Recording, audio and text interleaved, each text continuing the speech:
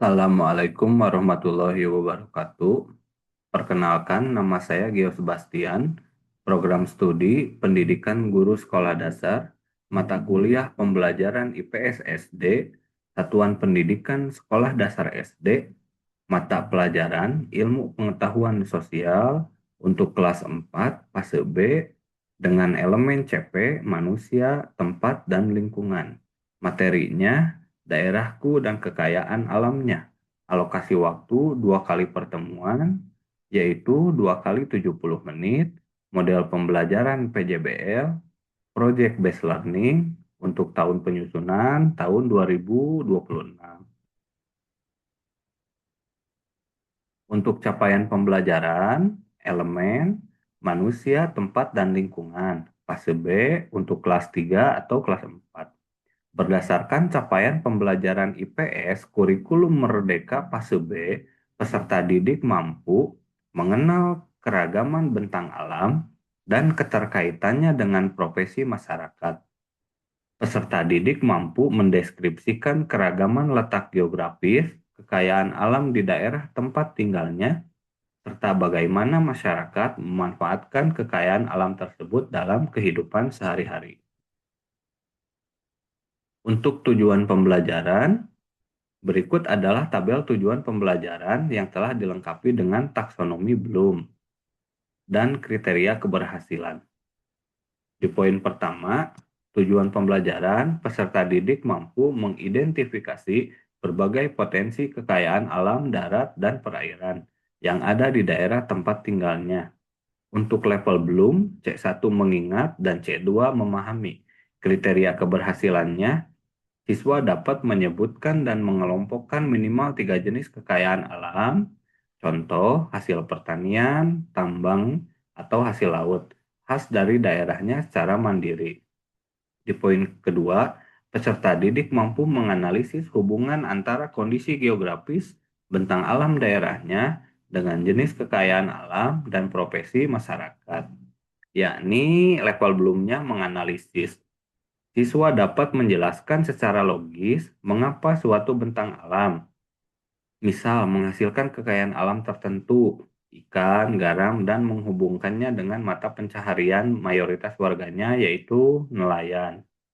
Di poin ketiga, peserta didik mampu menerapkan pemahaman tentang pemanfaatan kekayaan alam ke dalam contoh siklus pemenuhan kebutuhan ekonomi sehari-hari, yakni level belumnya yaitu menerapkan. Keberhasilannya yaitu siswa dapat membuat skema atau menceritakan alur sederhana pemanfaatan satu kekayaan alam di daerahnya. Contohnya, padi ditanam petani di sawah, dipanen menjadi gabah, digiling menjadi beras, dan dijual pedagang di pasar. Dan di poin terakhir, peserta didik mampu merumuskan gagasan atau tindakan nyata untuk menjaga kelestarian kekayaan alam di daerahnya. Untuk level belumnya yaitu mencipta. Siswa mampu menghasilkan sebuah karya, bisa berupa daftar 3 langkah nyata, poster kampanye, atau slogan singkat yang berisi ajakan untuk menjaga kelestarian sumber daya alam di sekitarnya. Di bagian 4 yaitu profil pelajar Pancasila.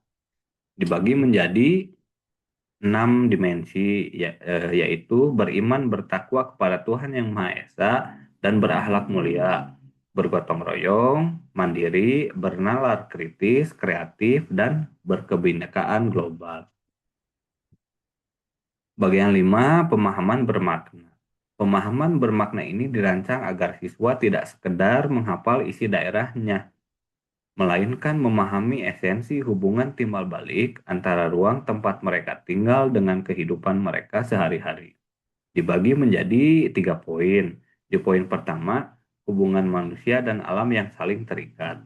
Peserta didik memahami bahwa berkarakteristik tempat tinggal, apakah daerah pegunungan, dataran rendah, atau pesisir, secara langsung membentuk jenis kekayaan alam yang tersedia. Kekayaan alam inilah yang kemudian menentukan bagaimana masyarakat setempat bekerja, makan, dan melestarikan budayanya. Di poin kedua, pemanfaatan yang bertanggung jawab. Peserta didik menyadari bahwa kekayaan alam di daerahnya tidak bersifat tak terbatas. Aktivitas manusia dalam memanfaatkan lingkungan untuk kebutuhan ekonomi harus diimbangi dengan kesadaran menjaga kelestarian alam agar ruang hidup mereka tetap aman dan bisa dinikmati oleh generasi mendatang. Dan di poin terakhir, yaitu rasa syukur dan identitas diri. Peserta didik menghargai potensi unik daerahnya sendiri, menumbuhkan rasa bangga, dan memahami peran mereka sebagai warga daerah yang bertanggung jawab atas lingkungan terdekat.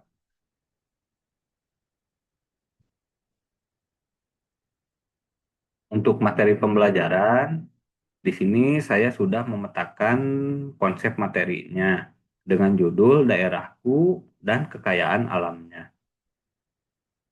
Dibagi menjadi 3 kolom, yaitu ragam kekayaan alam, pemanfaatan sumber daya alam, dan pengaruh geografis. Di kolom ragam kekayaan alam dibagi menjadi 2, yaitu hayati dan non-hayati. Di kolom yang kedua, di poin pemanfaatan sumber daya alam, dibagi menjadi 2 kembali, yaitu sumber daya alam terbarukan dan sumber daya alam yang tak terbarukan. Dan di kolom terakhir, di poin pengaruh geografis, dibagi menjadi 2 kembali, yaitu daerah dataran tinggi dan dataran rendah. Untuk detail penjelasan isi konsep, poin pertama yaitu ragam kekayaan alam. Kekayaan alam hayati atau makhluk hidup. Eh, Dibagi menjadi 2. Yang pertama flora, hutan, tanaman, pertanian, padi atau jagung, perkebunan, teh atau kopi. Dan di poin kedua ada fauna, hewan ternak, ikan tangkap, hewan endemik daerah. Dan di poin kekayaan alam non hayati atau benda mati dibagi menjadi 2 kembali, yaitu bahan tambang, misal minyak bumi, batu bara, emas, dan nikel. Dan di poin kedua, sumber daya alam fisik, eh, di antaranya air, tanah subur, udara bersih, dan sinar matahari. Lanjut ke poin berikutnya, yaitu pemanfaatan sumber daya alam. Dibagi menjadi 2, yaitu sumber daya alam yang dapat diperbarui atau terbarukan, dan sumber daya alam yang tidak dapat diperbarui. Di poin sumber daya alam yang dapat diperbarui, sifatnya tidak akan habis jika dikelola dengan baik, contohnya hasil pertanian, air, hewan ternak, dan angin. Fungsinya bahan pangan, sandang, atau energi alternatif. Sedangkan di sumber daya alam yang tidak dapat diperbaharui, sifatnya jumlahnya terbatas dan bisa habis. Contohnya minyak bumi, gas alam, mineral, dan logam. Fungsinya bahan bakar kendaraan, pembangkit listrik, atau bahan baku industri. Dan di poin terakhir yaitu pengaruh letak geografis terhadap kekayaan alam. Yang pertama daerah pegunungan atau dataran tinggi. Kekayaan alamnya berupa teh, kopi, sayur mayur, atau bisa juga dijadikan objek wisata alam. Untuk mata pencahariannya, petani kebun dan pemandu wisata. Di poin kedua, daerah dataran rendah. Kekayaan alamnya berupa padi, jagung, tebu, lahan untuk pemukiman, dan industri. Untuk mata pencahariannya, petani sawah, karyawan, dan pedagang. Lanjut di poin terakhir yaitu daerah pantai atau laut pesisir. Untuk kekayaan alamnya berupa ikan, rumput laut, garam, dan terumbu karang. Untuk mata pencahariannya yakni nelayan, petani garam, dan pengrajin kerang.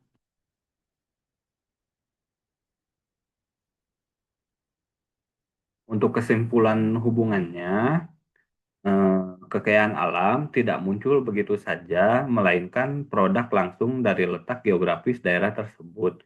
Oleh karena itu, masyarakat di setiap daerah memiliki adaptasi, budaya, dan mata pencaharian yang berbeda-beda demi memanfaatkan kekayaan alam yang disediakan oleh alam tempat mereka tinggal. Di bagian 8, saya akan menjelaskan tentang model dan metode pembelajaran. Nama proyeknya Peta Miniatur dan Katalog Digital Kekayaan Alam Daerahku. Tujuan pembelajaran dibagi menjadi 3 poin. Yang pertama, siswa dapat mengidentifikasi ragam kekayaan alam di daerah tempat tinggalnya berdasarkan letak geografis melalui kerja kelompok. Poin kedua, siswa dapat menganalisis pemanfaatan sumber daya alam yang terbarukan dan tak terbarukan dengan tepat. Dan di poin terakhir, poin 3, siswa dapat melatih keterampilan sosial, komunikasi, dan tanggung jawab individu dalam kelompok kooperatif. Lanjut ke poin produk akhir, dibagi menjadi 2. Yang pertama, produk fisik, peta timbul miniatur sederhana daerah setempat menggunakan bahan bekas atau plastisin yang menunjukkan letak geografis, misal area pantai, sawah, atau gunung. Di poin kedua, ada produk non-fisik, katalog atau buklet, bisa digital kertas yang merinci kekayaan alam di tiap area tersebut, beserta cara pemanfaatannya. Dan di poin terakhir, ada struktur kelompok. Di sini siswa dibagi menjadi kelompok heterogen, 4-5 siswa, yang mencakup variasi kemampuan akademik, gender, dan latar belakang. Setiap anggota diberi peran kooperatif yang spesifik. Untuk yang pertama, ketua atau leader, mengatur jalannya diskusi dan pembagian tugas. Ada pula anak yang bertugas sebagai arsitek peta, bertanggung jawab atas pembuatan miniatur geografis. Ada yang berperan sebagai peneliti sumber daya, mengumpulkan informasi kekayaan alam, sekretaris atau desainer menyusun katalog buklet, dan yang terakhir juru bicara memimpin presentasi kelompok. Lanjut ke bagian 9, yaitu kegiatan pembelajaran. Untuk pertemuan pertama dengan durasi 70 menit. Di untuk pendahuluan berdurasi 20 menit.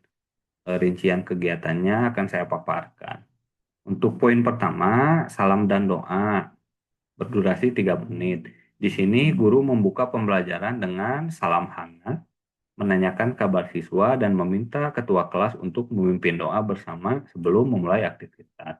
Lanjut ke presensi dengan durasi 2 menit. Guru mengecek kehadiran siswa secara bergantian untuk memastikan kesiapan belajar kelas. Lanjut apersepsi dengan durasi 3 menit. Guru mengaitkan materi dengan lingkungan sekitar siswa, misalnya dengan bertanya, anak-anak, coba perhatikan daerah sekitar sekolah atau rumah kita. Apakah daerah kita ini termasuk dataran tinggi, pegunungan, dekat pantai, atau area persawahan? Lanjut ke motivasi dengan durasi 3 menit. Guru menyampaikan semangat belajar dengan menyebutkan bahwa Indonesia memiliki berbagai macam kekayaan alam yang tersebar di setiap daerahnya. Lalu lanjut ke tujuan pembelajaran dengan durasi 2 menit. Guru menyampaikan tujuan pembelajaran hari ini, yaitu mengidentifikasi ragam kekayaan alam dan menganalisis pemanfaatannya, sehingga siswa dapat mengidentifikasi ragam kekayaan alam daerah berdasarkan letak geografis melalui kerja kelompok. Lanjut ke pertanyaan pemantik dengan durasi 3 menit. Guru memantik pemikiran kritis siswa dengan pertanyaan. Misalnya dengan pertanyaan, mengapa kekayaan alam di daerah pantai berbeda dengan kekayaan alam di daerah pegunungan? Bagaimana cara manusia memanfaatkan perbedaan tersebut? Lanjut ke asesmen diagnostik dengan durasi 4 menit. Guru melakukan asesmen diagnostik kognitif singkat secara lisan atau menggunakan papan tulis atau kertas kecil untuk mengukur pemahaman awal siswa mengenai perbedaan sumber daya alam yang dapat diperbaharui dan tidak dapat diperbaharui. Setelah pendahuluan 20 menit, tentunya kita memasuki kegiatan inti dengan durasi 40 menit. Disinilah model PJBL mulai diaplikasikan. Untuk sintaks pertama PJBL yaitu penentuan pertanyaan mendasar dengan durasi 5 menit.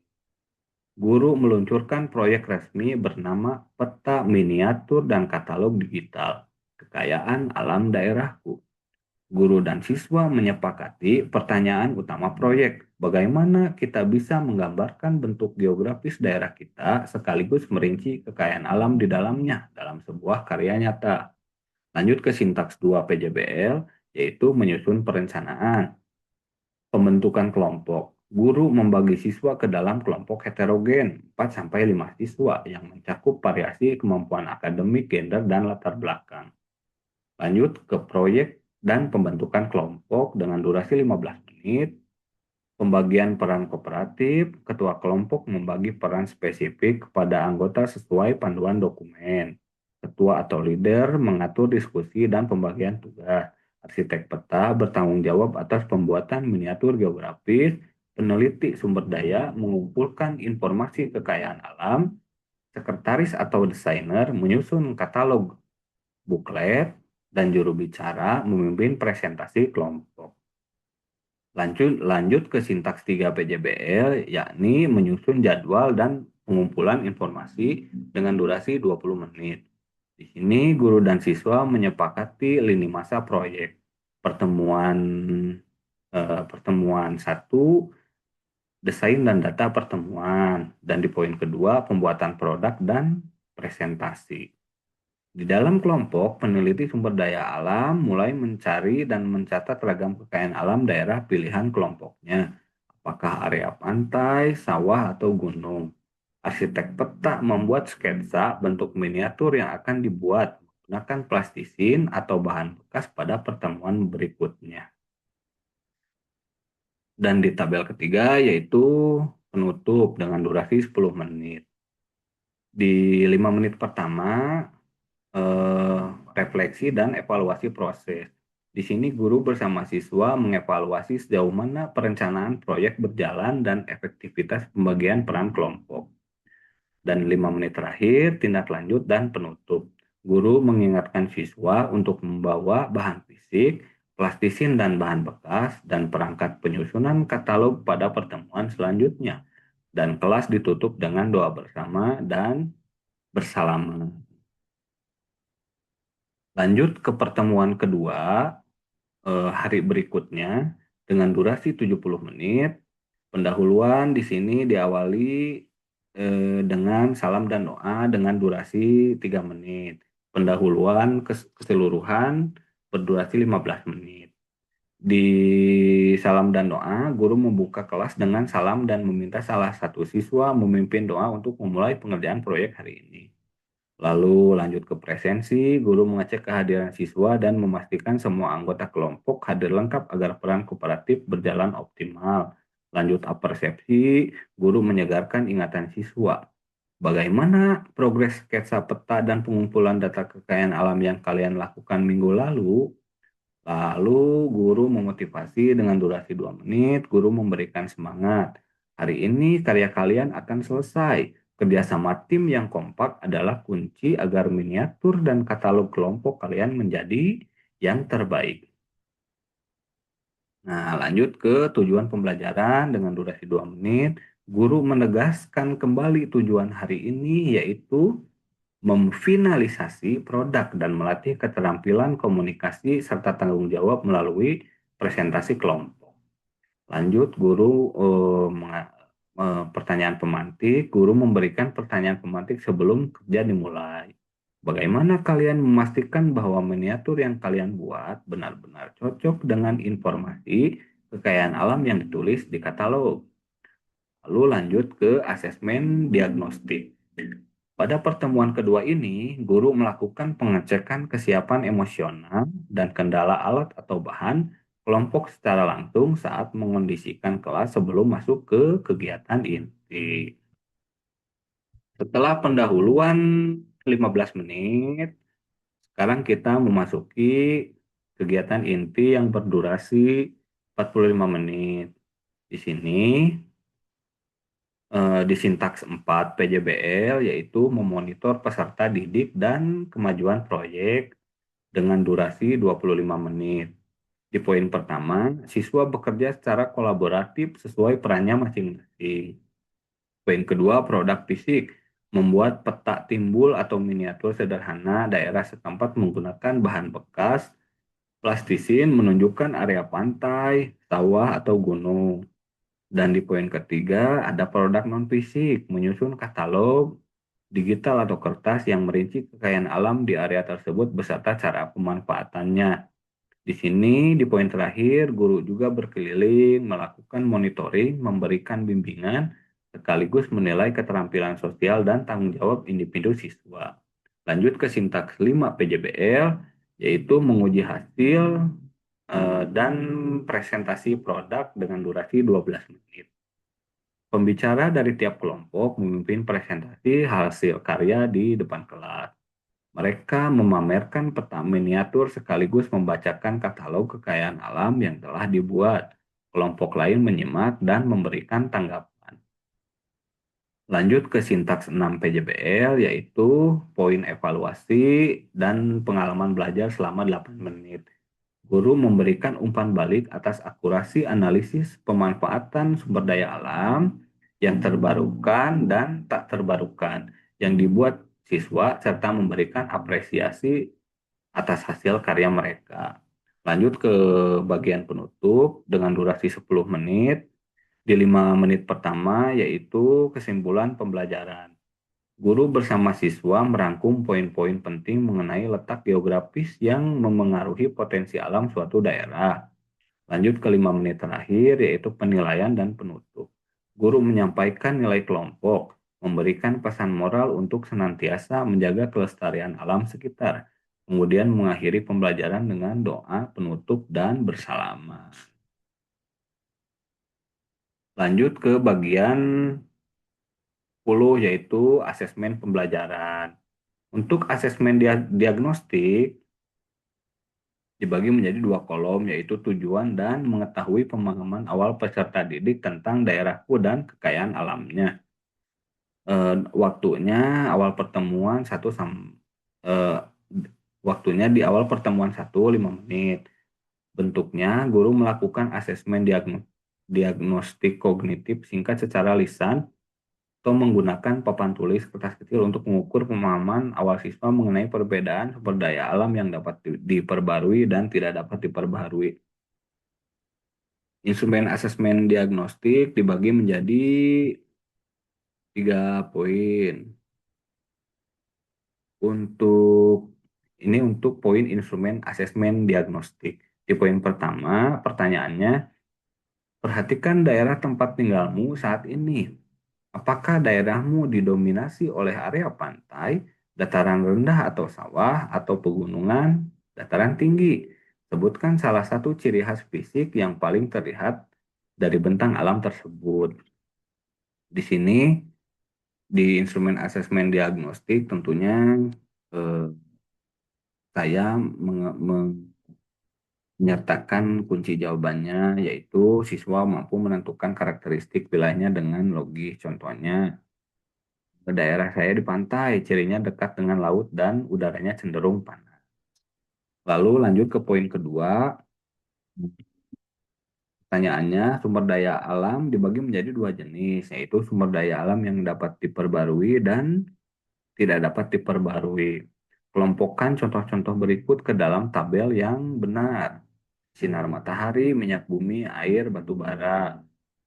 Untuk kunci jawabannya, sumber daya alam terbarukan, sinar matahari, air. Sumber daya alam tak terbarukan, minyak bumi, batu bara. Ini bertujuan untuk mengetahui pemahaman dasar siswa mengenai konsep jenis-jenis pemanfaatan sumber daya alam sebelum mereka menganalisisnya lebih dalam di dalam proyek. Dan di poin terakhir untuk pertanyaannya yaitu dalam proyek ini kamu akan bekerja dalam kelompok dan setiap orang memiliki peran spesifik seperti ketua, arsitek peta, peneliti sumber daya, sekretaris atau juru bicara. Jika kamu diberikan kebebasan memilih peran apa yang paling ingin kamu ambil, berikan satu alasan singkat mengapa kamu memilih peran tersebut. Di sini tidak ada jawaban yang benar atau salah. Secara mutlak, penilaian didasarkan pada refleksi diri siswa terhadap minat dan kemampuan sosialnya. Contohnya, salah satu siswa mengutarakan saya ingin menjadi juru bicara karena saya suka berbicara di depan umum dan ingin memimpin presentasi. Untuk interpretasi hasil diagnosis, Dibagi menjadi 3 kolom, yaitu kriteria, deskripsi, dan tindak lanjut. Untuk poin yang pertama, kolom yang pertama, pencapaian tujuan pembelajaran kognitif dan analisis. Deskripsinya sangat baik jika siswa mampu memetakan letak geografis dan menganalisis pemanfaatan kedua jenis sumber daya alam secara mendalam. Cukup apabila siswa hanya mampu mengidentifikasi tanpa analisis pemanfaatan, dan perlu bimbingan jika siswa kesulitan menentukan letak geografis asal sumber daya alam. Untuk tindak lanjutnya, pengayaan memberikan studi kasus nyata mengenai isu kelangkaan sumber daya alam tak terbarukan di daerah sekitar. Atau remedial, pendampingan khusus, reteaching mengenai perbedaan mendasar sumber daya alam terbarukan dan tak terbarukan menggunakan media visual. Lanjut ke poin kualitas produk akhir atau fisik. Sangat baik jika peta miniatur rapi, proporsional, kreatif menggunakan bahan bekas dan akurat menggambarkan topografi. Cukup apabila peta selesai tepat waktu, namun detail geografis pantai gunung kurang jelas. Dan perlu bimbingan apabila peta tidak selesai atau tidak mencerminkan letak geografis daerah setempat. Tindak lanjutnya, apresiasi mengadakan pameran mini di kelas atau memajang karya terbaik di mading atau ruang kelas. Untuk perbaikan tekniknya, menyediakan template atau panduan proporsi skala yang lebih sederhana untuk proyek berikutnya. Dan di poin kualitas produk akhir dan non-fisik, sangat baik jika katalog informatif, visualnya menarik atau rapi, serta detail pemanfaatannya logis. Cukup apabila informasi kekayaan alam ada, namun penjelasan cara pemanfaatannya sangat singkat. Perlu bimbingan jika isi katalog tidak sinkron dengan peta fisik yang dibuat. Untuk tindak lanjutnya, pengembangan digital mengarahkan kelompok yang masih menggunakan kertas untuk mencoba platform digital sederhana seperti Canva pada proyek selanjutnya. Review konten memberikan umpan balik tertulis pada bagian analisis pemanfaatan yang masih keliru. Lanjut ke poin struktur dan efektivitas kelompok. Sangat baik jika semua anggota menjalankan peran spesifiknya dengan bertanggung jawab, tidak ada dominasi. Cukup apabila proyek selesai, namun ada beberapa peran yang tumpang tindih atau dikerjakan satu orang saja. Perlu bimbingan jika terjadi konflik internal atau ada anggota kelompok yang pasif dan tidak berkontribusi. Untuk tindak lanjutnya, evaluasi diri meminta siswa mengisi lembar penilaian sejawat atau peer assessment untuk mengevaluasi kontribusi tiap anggota. Konseling kelompok, guru melakukan intervensi atau pembinaan langsung bagi kelompok yang dinamikanya kurang sehat atau pasif. Di poin terakhir, ada keterampilan sosial dan presentasi. Sangat baik jika juru bicara mempresentasikan hasil dengan percaya diri dan anggota lain mampu membantu menjawab pertanyaan saat tanya jawab. Cukup apabila presentasi monoton, sekedar membaca katalog dan kurang interaktif. Perlu bimbingan jika kelompok tidak siap tampil atau tidak bisa menjelaskan isi proyek mereka sendiri. Untuk tindak lanjutnya, pelatihan komunikasi memberikan sesi briefing singkat atau teknik presentasi sebelum hari H. Lalu ada rotasi peran. Pada proyek berikutnya, pastikan siswa yang menjadi juru bicara diganti agar seluruh siswa mendapatkan kesempatan melatih keterampilan berbicara di depan umum.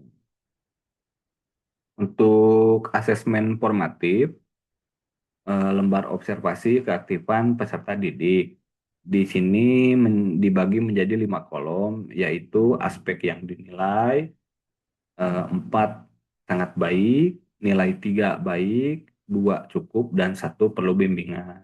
Di kolom aspek yang dinilai yang pertama yaitu keaktifan bertanya. Di sini sangat eh, sangat baik jika aktif bertanya dan relevan. Baik jika bertanya 1 sampai 2 kali. Cukup berarti jarang bertanya dan perlu bimbingan jika tidak bertanya. Di poin partisipasi diskusi, sangat baik jika sangat aktif dan ide berkualitas. Baik jika cukup aktif. Cukup jika kurang aktif dan perlu bimbingan jika tidak berpartisipasi. berpartisipasi. Di poin kerja kelompok, kerjasama kelompok sangat baik jika sangat kooperatif, baik jika kooperatif, cukup jika kurang kooperatif, dan perlu bimbingan jika tidak kooperatif. Di kualitas hasil LKPD, sangat baik jika lengkap dan akurat dan rapi. Baik jika lengkap dan cukup akurat, cukup jika kurang lengkap, dan perlu bimbingan jika tidak dikerjakan. Dan di presentasi atau komunikasi, sangat baik jika jelas, percaya diri, dan sistematis. Baik jika cukup jelas, cukup jika kurang jelas, perlu bimbingan jika tidak presentasi. Untuk lembar refleksi belajar peserta didik, di sini poin pertama, dari kekayaan alam yang sudah kelompokmu temukan di daerah kita, mana yang termasuk sumber daya alam terbarukan dan mana yang tidak terbarukan. Mengapa pemanfaatan keduanya harus dibedakan? Pertanyaan kedua, Pertanyaan kedua refleksi, bagaimana pembagian informasi antara produk fisik, peta miniatur, dan produk non-fisik, katalog digital yang sedang kalian buat? Apakah letak geografis di peta sudah sesuai dengan penjelasan kekayaan alam yang ada di katalog? Dan di poin terakhir, pertanyaan refleksinya, apakah kamu sudah menjalankan peran spesifikmu dalam kelompok sebagai ketua arsitek, peneliti, sekretaris, atau juru bicara dengan baik? Tantangan apa yang kamu atau kelompok menghadapi saat bekerja sama dan bagaimana cara kalian mengatasinya? Nah, di poin C yaitu ada asesmen sumatif. Di sini saya membuat soal pilihan ganda seputar eh, eh, seputar materi yang telah mereka kerjakan atau mereka lakukan. Di sini pilihan ganda 10 soal, ada uraian 5 soal. Nah, untuk pedoman penskorannya, pilihan ganda jumlah soal 10, skor per soalnya 5, total skor yaitu 10 dikali 5 yakni 50. Untuk uraian jumlah soalnya ada 5, skor per soal 10, total skor 5 dikali 10 50. Jika di total nilai yang paling terbaik yaitu 100. Untuk rubrik penilaian produk miniatur di sini dibagi menjadi 5 kolom. Ada kolom aspek, 4 jika nilainya 90 sampai 100, 3 jika nilainya 75 sampai 89, 2 jika nilainya 60 sampai 74, dan 1 jika lebih kecil dari nilai 60. Poin pertama, kesesuaian dengan karakteristik daerah dan kekayaan alam. Eh, nilai di sini rubrik penilaian produk miniatur menjelaskan tentang kesesuaian dengan karakteristik daerah dan kekayaan alam. Poin kedua, kreativitas dan penggunaan bahan. Ada poin kerapian estetika dan kekuatan produk, penjelasan atau deskripsi kekayaan alam, presentasi. Tentunya dari poin-poin aspek ini, para siswa eh, mendapatkan nilai yang berbeda-beda. Untuk panduannya, saya sudah membuat eh, ketentuannya, yakni dibagi menjadi 4 tabel yang sangat eh, sistematis. Untuk bagian 11 yaitu LKPD, lembar kerja peserta didik. Di pertemuan pertama dalam proyek peta miniatur, siswa menuliskan namanya, kelas berapa, anggota kelompok dan peran, ketua leadernya siapa, arsitek peta siapa, peneliti sumber dayanya siapa, sekretaris desainer siapa, dan juru yang bertugas sebagai juru bicara siapa. Di pertemuan pertama, yakni poin eksplorasi analisis sumber daya alam dan perencanaan proyek. Tujuan LKPD ini yaitu siswa dapat mengidentifikasi ragam kekayaan alam di daerah tempat tinggalnya berdasarkan letak geografis. Siswa dapat menganalisis pemanfaatan sumber daya alam yang terbarukan dan tak terbarukan dengan tepat. Di poin terakhir, melatih keterampilan sosial, komunikasi, dan tanggung jawab individu. Langkah kegiatannya di langkah pertama yaitu identifikasi geografis dan kekayaan alam. Di sini kelompok mendiskusikan apa saja karakteristik geografis daerah tempat tinggal kalian. Misal apakah dekat pantai, sawah, atau gunung, tuliskan ragam kekayaan alam yang kalian temukan pada tabel di bawah ini. Jadi siswa mengisi misal di kolom ini kan karakteristik geografisnya apakah di pantai, di sawah, atau di gunung saja karakteristiknya. Dan di kolom kedua ada ragam kekayaan alam, sumber daya alam yang ditemukan. Misalnya kalau di sini daerah gunung misalnya, sumber daya alam yang ditemukannya apa? Tentunya kan perkebunan teh, seperti itu. Dan di langkah kedua, analisis jenis dan pemanfaatan sumber daya alam. Di sini siswa mengelompokkan sumber daya alam yang sudah eh, mereka pahami ke dalam tabel-tabel ini. Dan di langkah tiga yaitu perencanaan pembagian kerja bahan proyek. Di sini konsep peta timbul miniatur, tuliskan area apa saja yang akan dibuat, misal gunung dan sawah. Lalu siswa menjawabnya, Terus bahan bekas plasisin yang akan dibawa untuk pertemuan kedua, jawab. Di sini bahan bekas apa yang akan kalian gunakan. Nah, untuk poin ketiga, media katalog digital kertas. Tugas rumah, pastikan setiap anggota membawa bahan-bahan yang diperlukan, plastisin, kardus bekas, alat tulis, untuk pembuatan produk di pertemuan berikutnya. Lanjut di LKPD pertemuan 2, di sini pembuatan produk akhir dan presentasi. Tujuan pembelajaran, siswa menghasilkan produk fisik, peta, timbul atau miniatur, dan produk non-fisik, katalog atau buklet. Poin keduanya, siswa mampu mengomunikasikan hasil kerja kelompok di depan kelas dengan penuh tanggung jawab. Langkah kegiatannya untuk langkah 1, yaitu pembuatan produk peta dan katalog. Ini arsitek peta memulai pembuatan peta timbul, peneliti menyusun informasi, dan dari pertemuan 1 ke dalam bentuk katalog atau buklet. Ketua memastikan semua anggota bekerja sama dengan harmonis dan selesai tepat waktu. Di langkah 2, persiapan presentasi. Diskusikan dengan juru bicara mengenai poin penting yang akan disampaikan pada presentasi. Untuk penilaian mandiri kelompok, di sini ada aspek penilaian kerja kelompok. Tentunya ada poin-poinnya. Poin 1, seperti tadi, kurang baik, dan yang terbaik, nilai yang terbesar di kolom ini.